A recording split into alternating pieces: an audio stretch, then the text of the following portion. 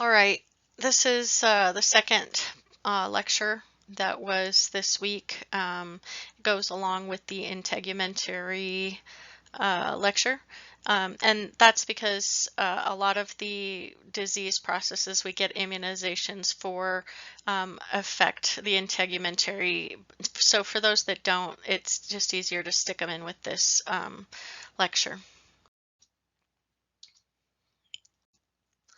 Infectious diseases, as you know, are usually transmissible by, you have to have a pathogen, you have to have a means of transmission, and you have to have a susceptible host.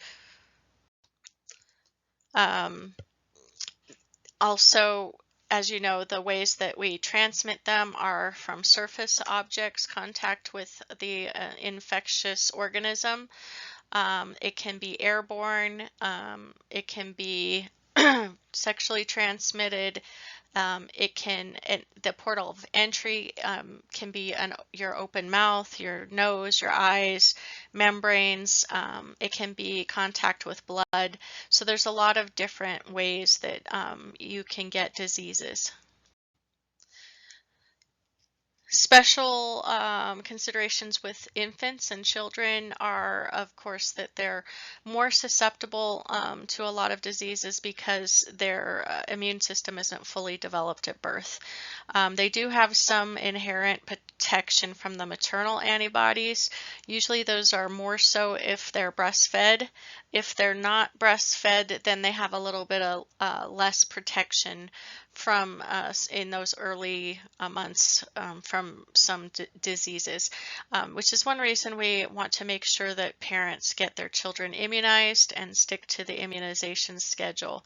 Other things that make them at risk for having infectious diseases is poor hygiene, poor living conditions, being exposed to other children that have infectious diseases, especially, or other people, and public communicable disease, public health control measures that are being taken. So in some countries, for example, they don't have much in the way of public health at all, and they would be at more risk for contracting communicable diseases in countries like that. The chain of infection, of course, is that you have to have, like I said, a pathogenic agent. So take, for example, our MRSA or something like that. Then you need a reservoir, which is a place where it can grow and multiply, and then a portal of exit, a way to be transmitted, a portal of entry, and host susceptibility. So think of a portal of exit would be, suppose you had malaria. So the portal of exit would be the mosquito carrying the virus, malaria. The exit would be through their snout where they make the insect bite. The transmission is when it gets injected into the skin, and the portal of entry is through the skin. And then some people are more susceptible to insect bites than others, depending on a couple of different factors to do with their genetics or their skin thickness or the sugariness of their blood or whatnot. So you have to have a susceptible host. This here is from the book, and I showed this because this is a perfect age group where you can see that children often infect each other with communicable diseases in an environment like this because you know, we try our best to keep kids clean, but they can tend to get very dirty when they're doing things. Like probably both of these children are going to be putting their hands on this, not only the table, but also the Play-Doh. And then both of these kids are in an age group where they may try to eat the Play-Doh. So if they dropped it on the ground, they would think nothing of it, picking it up and putting it in their mouth. And it is even the best daycares or even homes, parents' homes, if even the best ones, if they disinfected very frequently, would still be at risk for certain organisms to be spread. Immunization is, of course, you already know when we give a shot, usually it's a shot. It could also be a nasal inhaled immunization or something, where you introduce the antigen to the body, not necessarily the entire virus or whatever it is that we're trying to inoculate somebody with. But all we need is a piece of that antibody usually.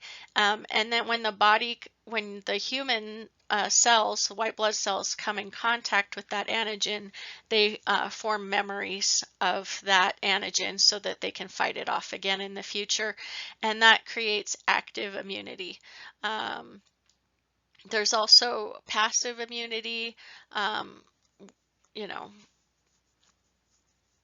Passive immunity is where you develop just immunity from passive environment, natural immunity. Um, Different types of vaccines, we can have killed virus. So ideally, we don't want to give a live virus to somebody. Unless we have to, unless there's no other way. But so most viruses, the parts that we give are killed virus. So it's either a part of the virus or rarely do we give a live virus. One of them I think that we still do give live virus is smallpox, but that's not a common immunization that most people need. Or we can give the toxoid, which is tetanus. Immunization is most frequently done in kids by age 6. So 14 different vaccines is what we give by age 6 currently, and that could have changed recently. There could be more vaccines that we give now, but the main different types are, like I said, smallpox is a live virus, varicella and measles are also live viruses. Recombinant forms, so sometimes we can take the DNA of the virus and then shuffle it in a way that it's no longer harmful to be in the human body, but also it still does have the piece of the antigen that the body needs to remember. Immunization, there's a variety of different kinds of reactions that people can have to immunizations. Usually it's fever, pain at the site. Sometimes people are lightheaded, usually nothing any more significant than that. But some people are allergic to, say, eggs. That's an example of one. So you would want to be careful if you're giving them a vaccination that was made with eggs. They need different preparations made for them so that they can get up to date on their vaccinations. There's an immunization schedule that's been uploaded in the files. It should be there. You don't have to memorize all of that, but know some of the basics about the immunizations, and we'll talk more about that. So the purpose, of course, of immunization, as you know, is it's less loss of days worked for parents when they don't have to stay home with a sick kid.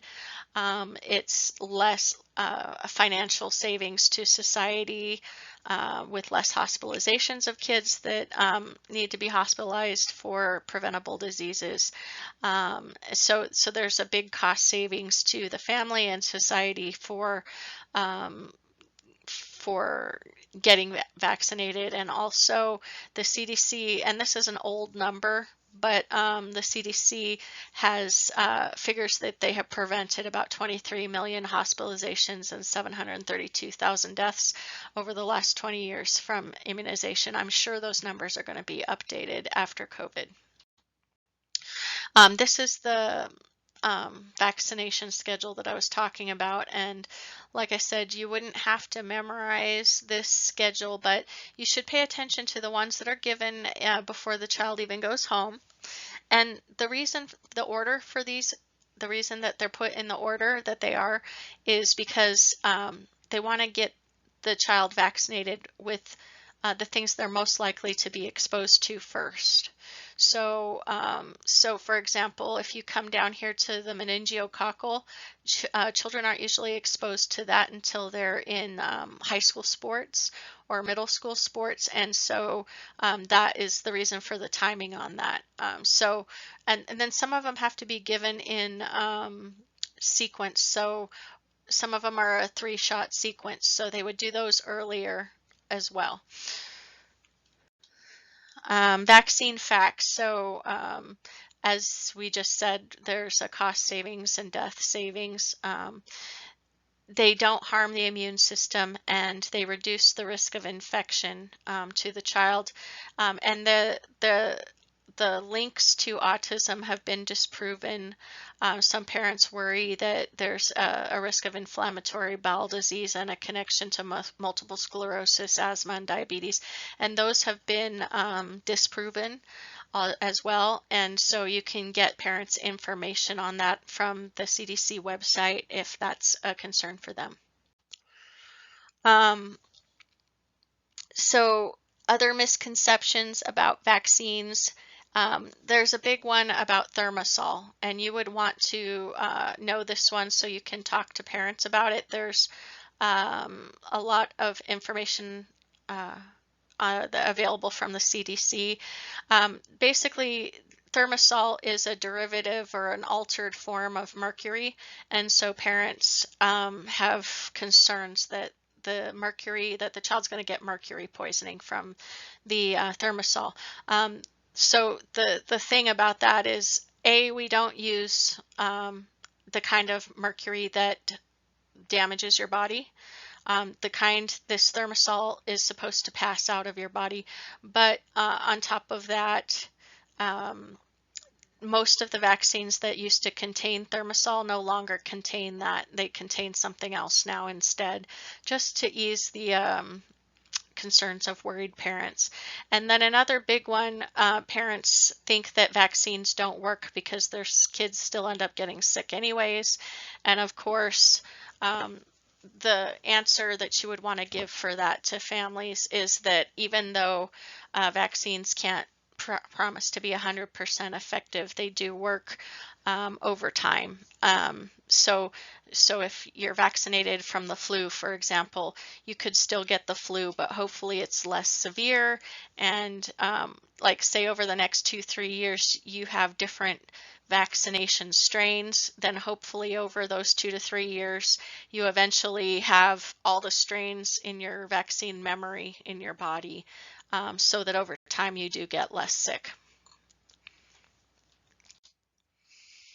So as the nurse, your primary job is to, when you have interactions with kids especially, make sure that you consider their immunization record, whether they're up to date on their vaccines.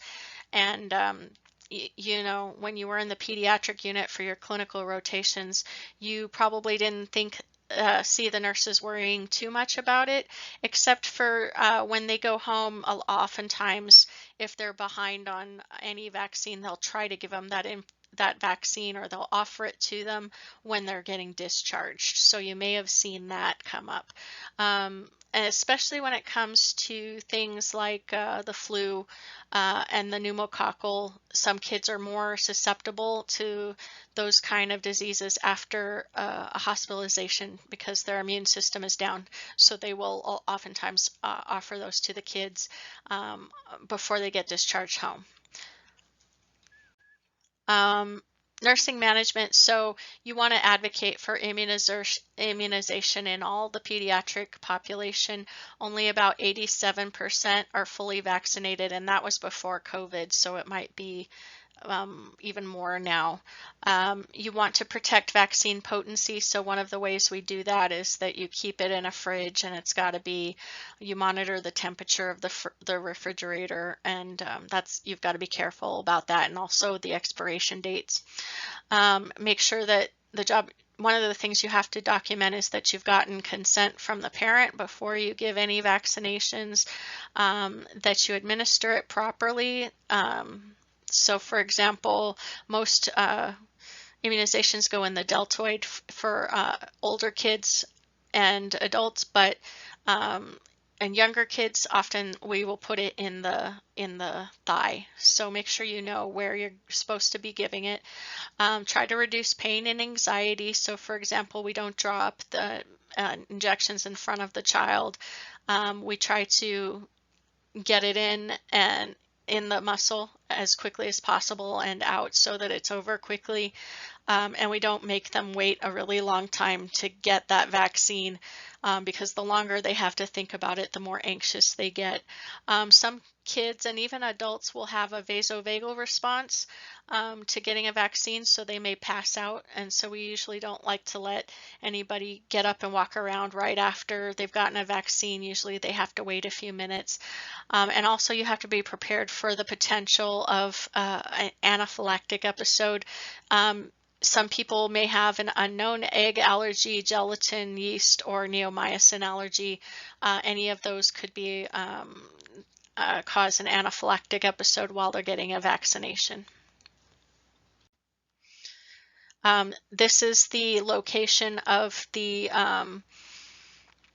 injection site on infants, and as you can see, it's on the thigh, and they give it very quickly. Sometimes if you're giving two, you want to make sure you give one in each thigh rather than both in the same thigh, so that's important. And then obviously have the parent hold and comfort the child while you're doing that. So other things to be concerned about with communicable diseases is once a child has a communicable disease, there's an incubation period, and that's where they've been infected, but they don't really have that much symptoms yet. Then there's the prodromal stage, and then there's the fever stage, where they'll have macrophages released, pyrogens, which cause the fever. The hypothalamus releases prostaglandins, which cause pain. Body temperature rises, and the heat, the reason that we have a fever, it's theorized that that speeds the body's immune response to the area. So we want to be aware that, you know, not all fevers are bad. It's just fevers that are over a certain number.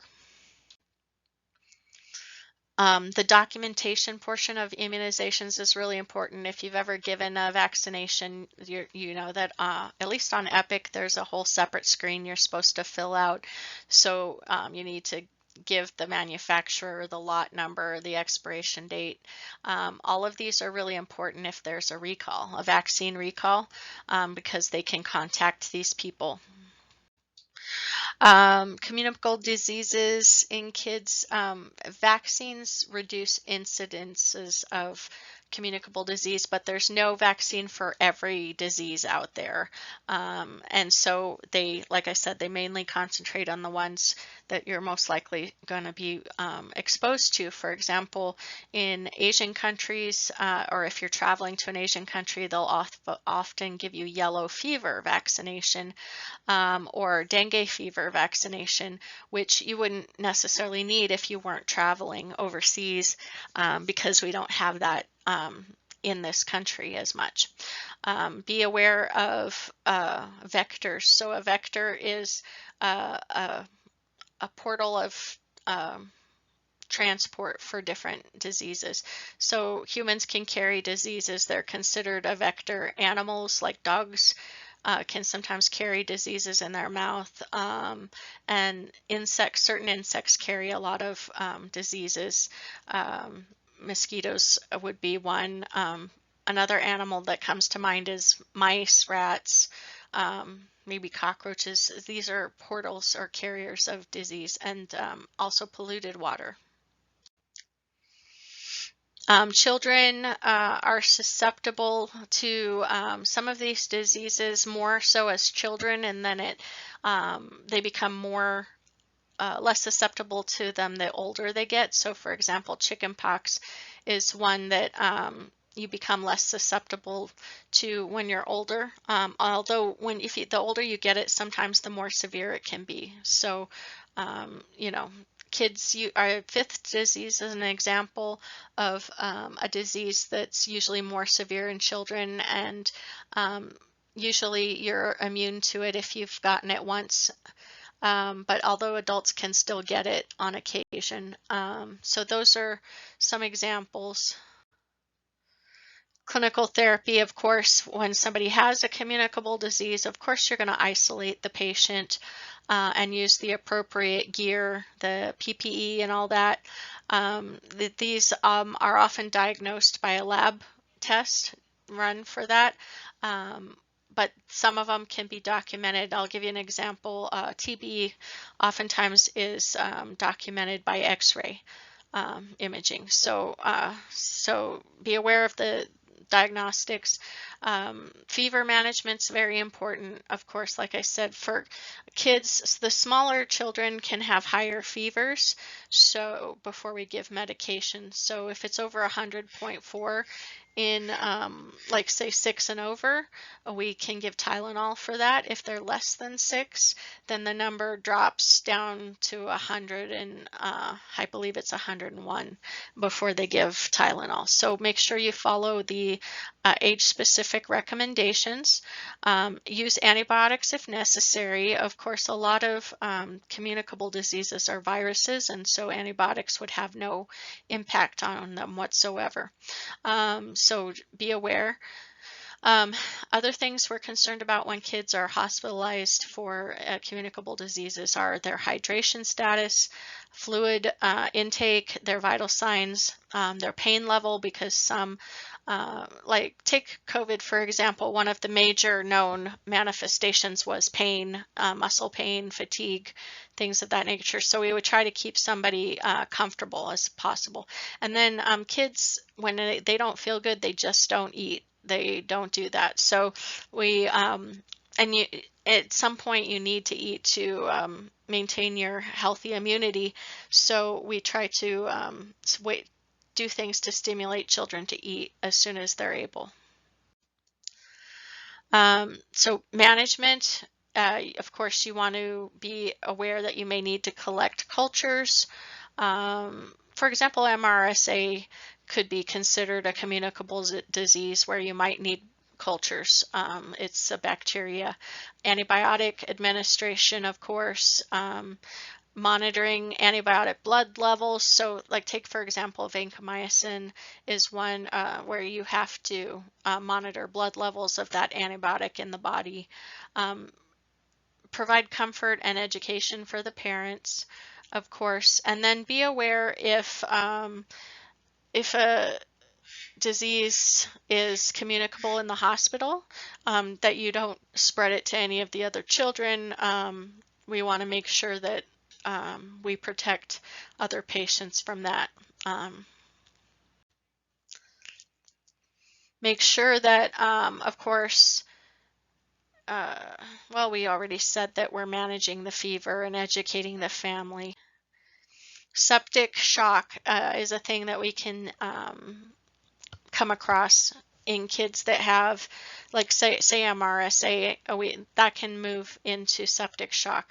And so we want to prevent that. Also, there's a system-wide inflammatory response. We're calling that SIRS.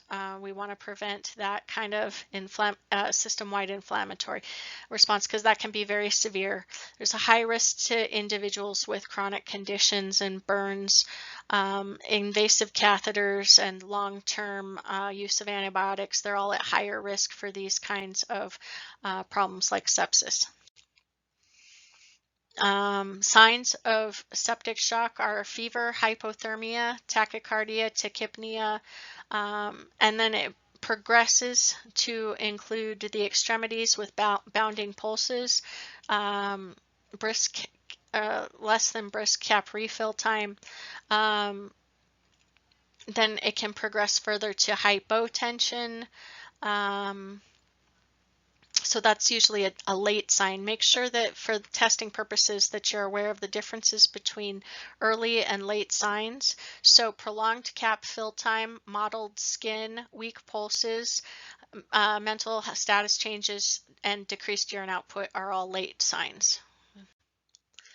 So this slideshow was put together before COVID, so I'm going to have to add some COVID slides probably. But right now, we were, this topic was talking about the potential for an emerging pandemic flu, which obviously we had with the COVID.